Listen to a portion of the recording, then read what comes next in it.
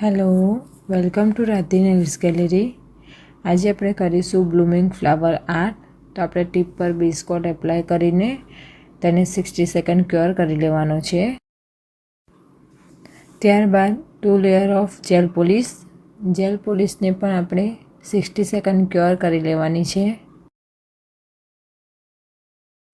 Jail પોલિશને cure કર્યા બાદ આપણે લઈશું શિલ્ડ્સની બ્લોસમ જેલ, જે બહુ સારી ઇફેક્ટ આપે છે.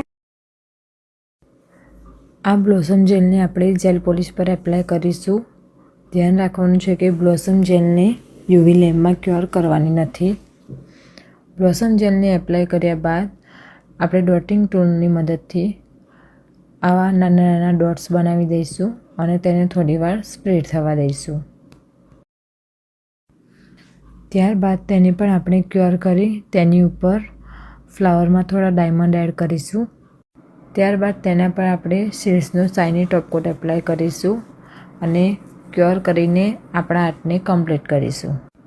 તો આ રહ્યું આપણું final result. Thank you for watching me.